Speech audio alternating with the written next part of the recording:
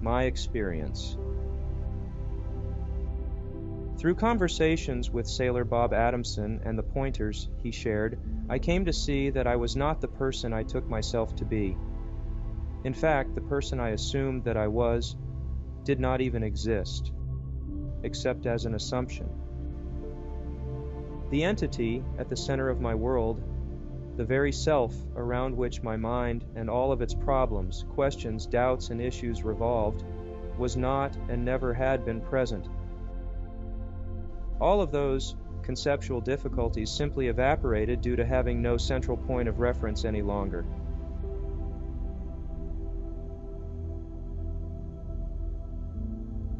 One of the first recognitions was a very clear knowing that the spiritual search that had lasted several decades was over.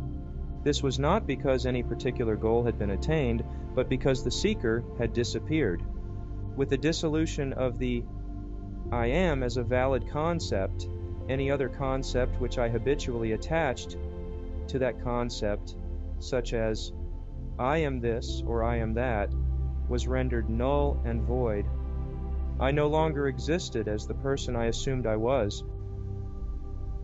This did not mean that I disappeared. Relatively speaking, nothing changed at all. Perceiving, thinking, feeling, experiencing, all of these things went on as before. The difference was that things were no longer referred to as self-center because there was no self-center. This made all the difference, for as Sailor Bob Adamson once told me, suffering is nothing more than self-centered thinking. Suffering is a result of the belief in the reality of the separate self, and without the cause, can you have the effects? And so, with the self-center out of the picture, what was left? What was I? Clearly I was still there, but not as anything I had previously taken myself to be. I existed, but not as some thing. A better statement would be that I was no thing, meaning nothing in particular. I was aware, yet not confined to any particular state of consciousness.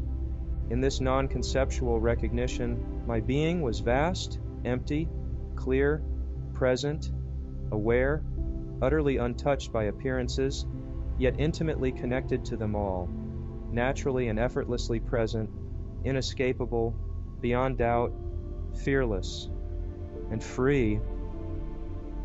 The personal suffering that had gripped my mind for years, even during the years of being a spiritual person, simply could not reformulate any longer.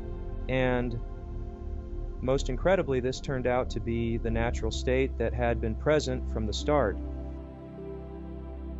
only unrecognized until Bob Adamson pointed this out and encouraged me to see the obvious.